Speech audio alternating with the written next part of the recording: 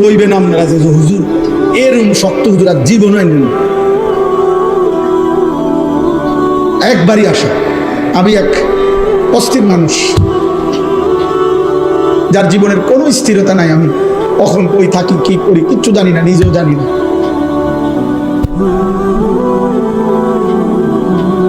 সারাদিন কোমরে ব্যথা করে। সেদিন আমার শায়েখ আল্লামা মুফতি মুশতাকুন নবী কাসিমি হুজুরে আমি বলছিলাম, গত রবিবারে সিলেট আমাদের মাহফিল ছিল একসাথে, হুজুরে বললাম হুজুর কোমরটা সারাক্ষণ ব্যথা করে, খুব ক্লান্তি লাগে, কি করবো?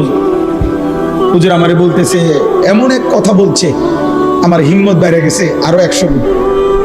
হুজুর আমারে বলছে, মাওলানা এ মালিকের কথা বলতে বলতে, আল্লাহর পথে ডাকতে ডাকতে একদিন শরীর দুর্বল হয়ে যাবে, অসুস্থ হয়ে যাবেন, একদিন মৃত্যু হয়ে যাবে, কোনো অসুবিধা নাই, এভাবেই একদিন চলে যাবেন।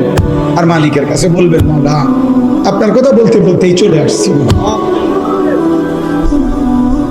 কবি আরশ পর কবি ফরশ পর, কবি উনকে দর কবি দর বদর, গমে आशिकी तेरा शुक्रिया मैं कहां कहां से गुजर गया, कभी हो रास्तों में तन्हा कभी हो गुरूद सहरा, मैं जुनून का हम सफर हो मेरा कोई घर नहीं।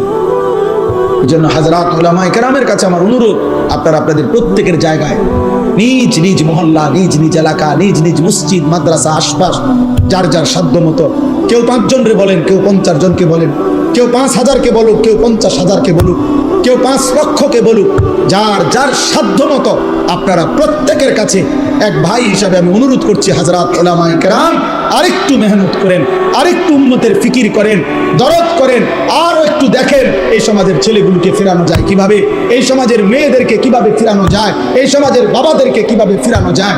একটা একটা আল্লাহর বান্দাকে গুনার থেকে যদি বাঁচাইতে পারেন, জাহান্নাম থেকে বাঁচাইতে পারেন, তওবা করে যদি কাউকে আল্লাহর দিকে ফিরায় আনতে পারেন, খোদার কসম নবী বলছে, আল্লাহর কোনো বান্দা যদি গুনাহ ছেড়ে তওবা করে আল্লাহর কাছে ফিরে আসে, খুশিতে মহান আল্লাহ ফেরেশতাদেরকে বলে, আমার আসমান সাজিয়ে দে, আমার জান্নাত সব সাজায় দে। ফেরেশতারা বলে, মাওলা কেন আসমান সাজাইলেন, কেন জান্নাত সাজাইলেন? আল্লাহ বলে, আসতাহাল আবদু মাওলাহু, আজ এক গোলাম যে আমার থেকে ভাইগা গেছিল, যে আমার অনেক দিন সেজদা দেয় নাই, যে আমার অনেক দিন ডাকে নাই, যে আমার অনেক দিন গোলামি করে নাই, আমার এমন একজন ভেগে যাওয়া বান্দা আজকে আমি মাওলার সাথে তার সম্পর্ক ঠিক করে ফেলছে, তওবা করে চোখের পানি ছেড়ে দিছে, আমি তারে মাফ করে দিছি, এই খুশিতে আমি আসমান সাজিয়ে দিলাম, জান্নাত সাজিয়ে দিলাম।